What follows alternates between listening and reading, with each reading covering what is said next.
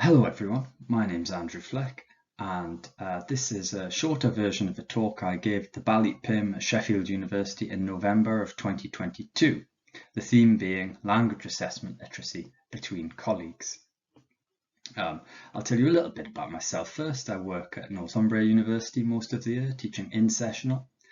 At summers, I go over the road to Newcastle University, where I'm a team leader on their pre-sessional programme. During the year, I also work for Trinity College London, writing tests or occasionally helping to develop tests. And I'm currently doing a master's in language testing at Lancaster University.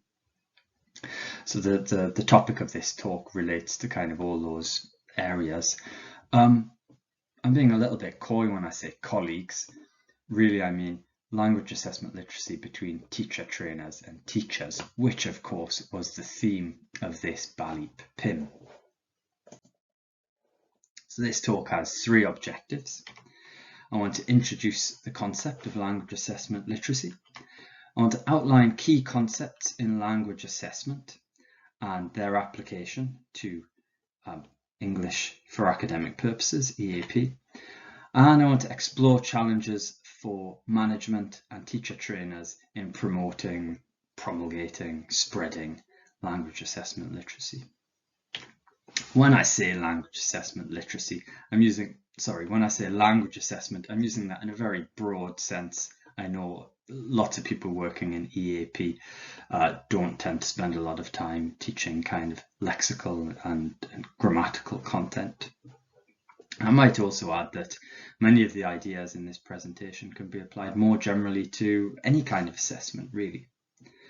So we'll get started on that first objective, first by talking about what is language assessment. Well, first of all, language assessment is an activity.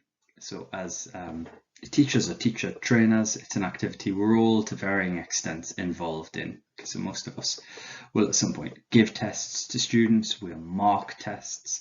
Many of us will train other teachers how to mark tests. Some of us will even write tests. But language assessment is also an industry, and it's one to which we must pay attention. So companies like IELTS and Trinity College London spend a lot of time and a lot of resources designing very tight, very valid tests. And the kind of content and nature of those tests in turn has a big impact on what we teachers do. So we have to pay attention to that. Language testing is increasingly also an academic discipline. There are several universities now which offer master's degrees in language testing, Lancaster University being one of them. There's Bedfordshire University, the home of Crella, which is another. Now there is some overlap between this academic discipline and, say, applied linguistics, but it's also very much its own discipline. There are kind of several journals now more dedicated towards assessment and testing rather than kind of the teaching side of things. Okay, so when we talk about language assessment, we can be talking about it from these three perspectives. So what's language assessment literacy? Well, currently the most thoroughgoing definition of language assessment literacy is provided by the scholar Glenn Fulcher, who describes it as such: the knowledge, skills and abilities required to design, develop, maintain or evaluate large-scale standardized and or classroom-based tests, familiarity with test processes, and awareness of principles and concepts that guide and underpin practice, including ethics and codes of practice. So there's an awful lot of elements in that definition. You should bear in mind that depending on your involvement in tests, you don't need to be proficient in every single element there. So language assessment literacy is kind of let's say a wide range of skills and so on, of which, depending on your role, you'll only need to be proficient in a few of them. Nevertheless, there is an awful lot there. So I'm going to provide you with a slightly simpler definition. understanding of testing among non-specialists. And some people prefer this word understanding to literacy. So I guess in some ways the word literacy could appear a little bit patronizing, as if, you know, some experts are educating teachers in something which they just don't know enough about. But actually, I also find the word literacy useful because I like to think of the kind of the field of language assessment as providing us with a useful set of concepts, a kind of language in which to discuss testing, perhaps a language in which to discuss teaching as well. So there's a quote from another language testing scholar, Chappell, which summarizes this very well. So she says, communication about assessment requires the concepts and language that are up to the task. Okay, so I want to get on with introducing some of these concepts and language to you. I'm going to do that first of all by starting with a very, very simplified history of language testing. So, I mean, we are simplifying quite a lot here. I suppose we don't have a lot of time. Now, there's a US tradition of language testing, which is based in psychometric testing. The important thing here is measurement, so measurement of cognitive traits and abilities. And so what we end up with from this tradition is methods where measurement is the important thing. So for example, multiple choice questions where quantifying like right and wrong answers is very simple. There's also a UK tradition of testing. Now, in the UK tradition, testing was often based more in kind of teachers' judgments of students' work. I think they've kind of come together in recent years, and I think most people involved in language testing now agree that the kind of primary idea at the heart of language testing is validity. So let's explore that concept and a few other key concepts in detail. So we've got validity at the heart of language testing, and we can kind of think of this as the truth value of the test, so the degree to which the measurement that we're giving is based on reality, on something true. This might depend on a number of other factors. One very important factor is reliability. So for example, reliability of two different versions of the same test. So is a student taking two different versions going to get a similar score? Or reliability of markers, of raters. Are two different raters marking the same test taker's test going to give the same score? Another very important idea in language testing is the construct. So what is the underlying trait that the test measures? Is it measuring this trait and not something else? So if it's a reading test, what do we mean by reading? Is this test definitely measuring reading ability, not something else? What's the content of the test? What do we need to put in it? What do we leave out of it, and how does that affect the validity? What domain does the test relate to? So what area of the real world, what real world activity does this test relate to? Now, for our context, this is like academia, or for some of us perhaps some kind of subdomain of academia. For example, if you teach in-sessional and some more kind of specialist courses. The kind of task has an effect on validity. So what task has been chosen? How does that task work? Does the task that test takers have to do affect how well they do? Authenticity is another important kind of factor in testing. So, for example, is this task something that we would really come across in the domain? People also ask, is it kind of cognitively authentic? So if a task requires kind of a set of cognitive steps, are they the same set of cognitive steps that you would use to do an equivalent test within a real world domain? An important side note about validity is that validity relates to a test use, not a test itself. So we shouldn't really say that a test is valid, rather that the use of a test is valid. And so for one final concept that I want to bring up, fairness, this is especially the case. So a test might be okay for one group of test takers, but not for another. Maybe something about the kind of topics used in the test might make it unfair to give it to a particular group of test takers. Now, there's a very useful way to talk about threats to validity, and that these can be kind of divided into two. So one is construct irrelevant variance. So that's when we're saying that now the word variance means difference in scores, and difference in scores should of course be based on the construct. So if we're testing reading, difference in scores should be based on reading ability. However, if for example in a reading test there was a map and students had to be able to read a map well to answer some of the questions, then some of the variance in scores may well be caused by map reading skills. So that's obviously a bad thing. That's construct irrelevant variance. And the other threat to validity is construct underrepresentation. So an important aspect or part of the construct is not being assessed by the testing question. So a very good example here is, let's say we're talking about an academic writing test. I think most people agree that one very important part of academic writing is using sources.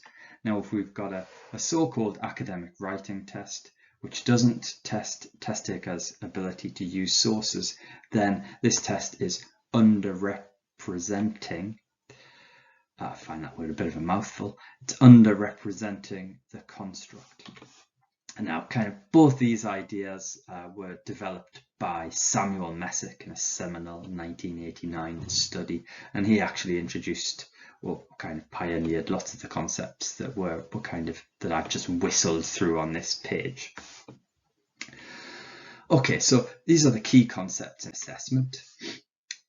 How do we put them into practice? It's through a process called validation, and this is a process whereby the validity of a test is tested.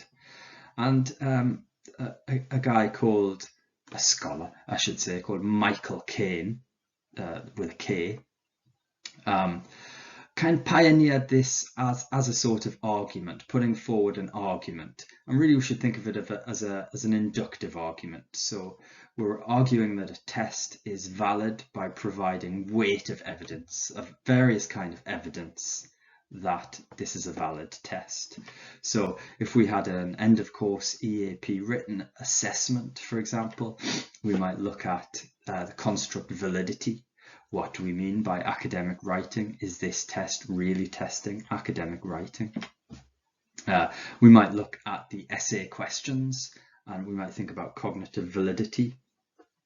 Does the set of cognitive steps required to answer these questions match the same set of cognitive steps that students will be really taking when they go to university? And actually, do all the different essays which different groups of students might get have a kind of similar cognitive burden, let's say, where they require the same kind of steps, or are some more simple or more complex than each other?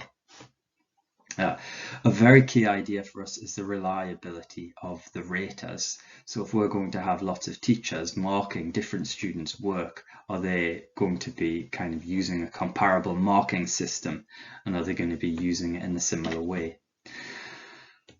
There is another thing we should bear in mind is the method effect. So the method we choose to assess students will affect the score that we give them. Is that kind of fair? Is that a fair method that we've chosen to assess their ability, or is there a better one? So by now, hopefully, it's clear some of the questions that language assessment literacy may help to answer. And I want to put this into kind of three levels, starting at the very top of an organisation. So here we have the boardroom. And for these people, a good knowledge of assessment might help them think about these questions. What do these test scores actually mean? Are these test scores CEFR linked? All right, what does that mean? What kinds of tests can our institution use, or should our institution use? And how can we justify our testing practices to other stakeholders or to inspectors, for example? Okay, now at the next level down, we've got management. For this, I've chosen a picture of somebody with two monitors on their desk. And so what questions might they be able to answer if their knowledge of assessment, their understanding, I should say, of assessment is good? So they might understand how to standardize and moderate the tests. Why do we need to do this? When they have either a test that they're using or a test the student has done to come into their institution, is this really a valid test of students' abilities? Okay, what does this test score mean? Maybe we could make our own tests. How could we do that? How can we make tests and how can we validate tests? Now, lots of people attending this conference, teacher trainers, will also have some crossover into managerial roles, which is why I've kind of started with these up the hierarchy questions. But the people that we're most interested in are these people, the teachers. And these are the people also who have the most questions, I think. So all the time they're thinking, how does this test link to the lesson content? How can I prepare my students to the test? How much practice do they need? How do I mark this effectively? Is my marking reliable? That's a very important question, which we want teachers to ask themselves. What does this particular criterion mean? How do I apply it? Okay, so teachers have lots of questions about this, about assessment and the use of assessment. Who's going to help them with that? Well, these people here, non-threatening people with clipboards, teacher trainers. So, what are the key challenges for teacher trainers? In some sense, for managers and for teacher trainers. Well, there is knowledge. Okay, so there's your own knowledge and understanding of assessment practices. And I'm going to look at a couple of ways to broaden that at the end of this presentation. But first, we'll look in some detail at various areas of application of language assessment literacy in induction, standardization, and moderation. So, of course, let's start with induction. So, it's very important, I think, at the beginning of a course to explain the assessment rationale of your course, both to students and to teachers. What are students being assessed on? How is this different from what comes before? So, for example, as I said, one of my roles is at Into as a team leader on the pre-sessional, and at Into, the program manager right at the beginning of the course explains the very first time he meets the students, okay, you've studied perhaps IELTS before. That was a 5-paragraph essay with kind of no sources. We're doing something very different. It's a longer essay where you have to use sources. Another important difference is that, previously you've been assessed on language almost for its own sake, whereas now you're being assessed on your ability to use language as a vehicle for your ideas, okay? Students need to understand this. Do teachers understand this? So it's very important in induction sessions for teachers that teachers understand the assessment rationale, both so that they do the right things on the course, but also so that they too communicate this to students. I think it's useful in the induction session to include some of the language, some of the concepts of language assessment, which we've referred to earlier in the presentation. So we want the marking to be reliable, okay? We want test conditions to be fair. It's important that our tests are valid. Now, as for like perhaps more technical language like construct and constructor-relevant variants, perhaps we're not going to use language like that, but I think these kind of concepts can be explained in other language and made clear. So much for induction. Let's move on to standardization. So standardization sessions are an important part of an EAP course that involves assessment. And I think at the center of standardization should be the idea that a good marker is a reliable rater and a fair rater. Now that means that their marking must necessarily be benchmarked to a standard. Okay, and that's not a personal thing, that's not a criticism of people's marking, it's a matter of fairness and reliability, so that we're all giving test takers very comparable scores. I think some teachers might come in with the idea that the more they mark, the better. So the more comments on test takers' work at the formative stage, the more detail they read the essay in is the best. But that's not always the case. Again, we want the fairest marking, the most reliable marking. Perhaps at the formative stage, the most useful marking. So find a way to show teachers how to give comments and advice that's useful for students to get from one stage to another.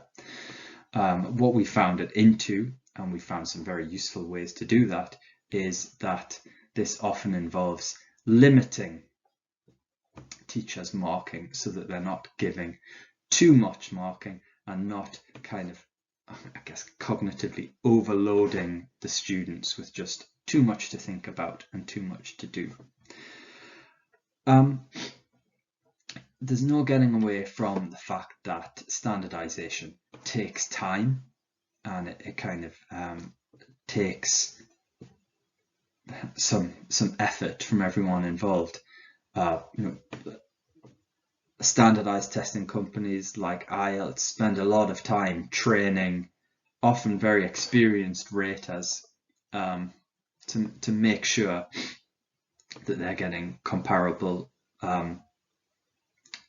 scores, or giving comparable scores, and I think we should be doing that too within, for example, pre-sessional courses as much as we can, although obviously we have lots of other responsibilities aside from assessment. But certainly it's not good enough just to, make some criteria, hand that out to teachers and then just let them go. So we need something. We need perhaps some seminars, some training seminars. These can come at the beginning of the course. Perhaps in some ways they're better towards nearer the time when teachers are actually marking. And it's not necessarily just about kind of hierarchical instruction from managers and teacher trainers showing them how to mark and how they should be using particular criteria, although that may be a part of it. You can also think of such seminars as kind of useful pretexts to bring together the more experienced and the kind of less experienced, or the more wayward teachers, to bring their marking kind of into line, so that the kind of weaker or the newer can learn from the better. But there's also, as well as these seminars, we found certainly at Into that non-synchronous materials can be really good. So things like kind of exemplars, annotated essays, criteria with extra commentary, or like kind of increasingly videos where you're kind of talking through how to use certain marking tools or certain criteria. One of the big advantages of that of those compared to seminars, of course, is that people forget seminars, but kind of asynchronous materials are always there. They can go back and refer to them. I think kind of having both is the ideal thing. There are sort of other avenues of standardization. I guess these are a little bit more speculative from my point of view because I haven't tried them in detail in the kind of jobs I've mentioned earlier. So one question I'm sort of interested in is like the degree to which objective standardization is possible, or can we use kind of data and statistics to help teachers standardize their marks. So one very interesting method of this is called rank order correlation, where you can get a set of tests, a set of scripts, right?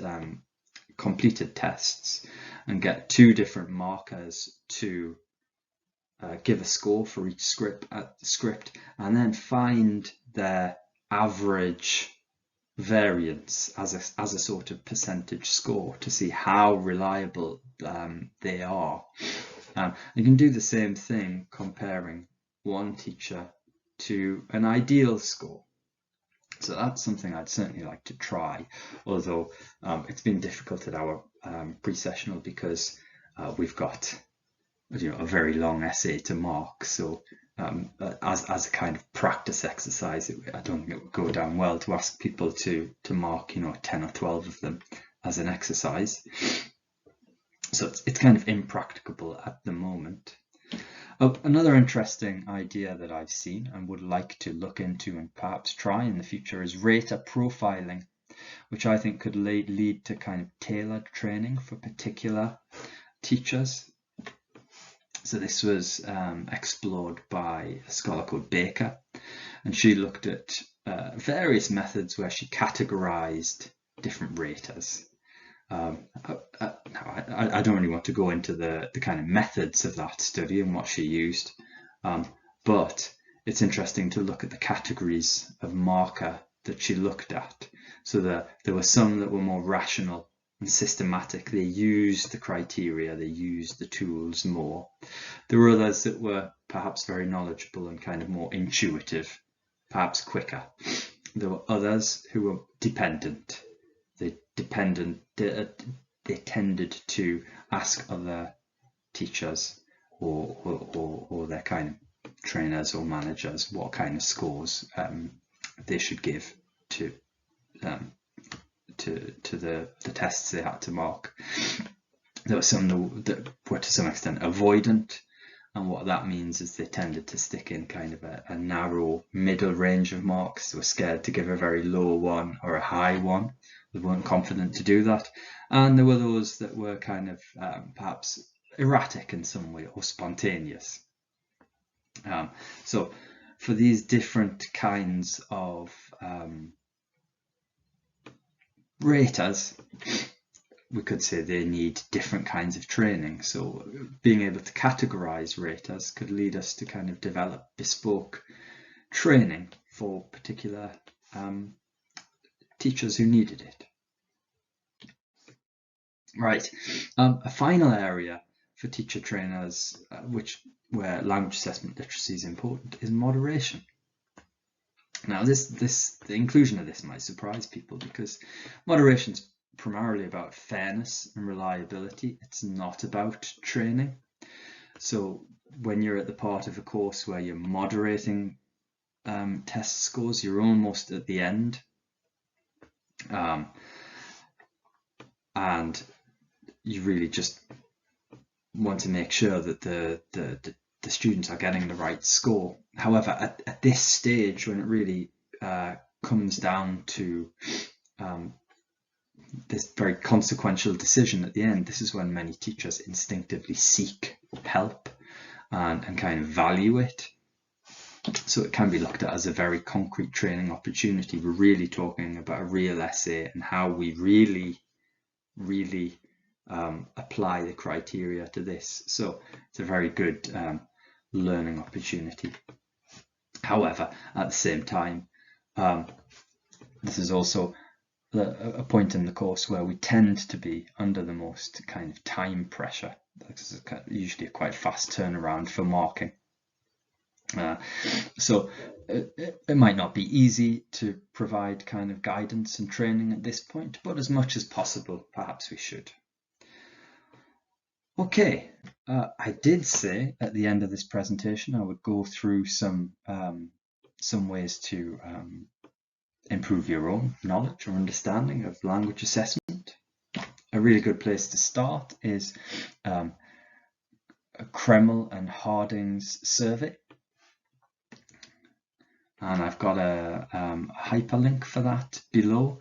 And what this does is collects a kind of, I think there are 76 criteria of language assessment literacy, and you can kind of judge which ones are sort of important for you. It's a very good kind of diagnostic tool for your own language assessment literacy, and the associated journal article would also kind of help you look into that more deeply. If you're involved in writing tests for your institution, you might want to start with these books. There are lots of interesting books available about writing tests. These are two very old, kind of well-worn books, but still really helpful. So those would be two I recommend. And there are two organisations you could look into, the European and the UK Language Testing Associations. And in particular, two academic centres for language testing. There are others I could mention, but my own institution where I'm studying at the moment, Lancaster University, I think is quite a pioneer in language assessment as an academic discipline. And there's also CRELA at Bedfordshire University. I should also point out that it's worth following kind of all four of these institutions online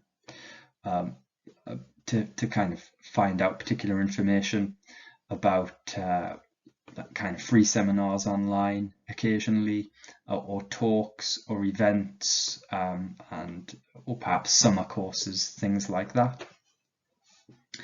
And I don't mind so much. If you want, you can get in touch with me as well if you have any questions. I don't claim to be an expert, but I would like to reply.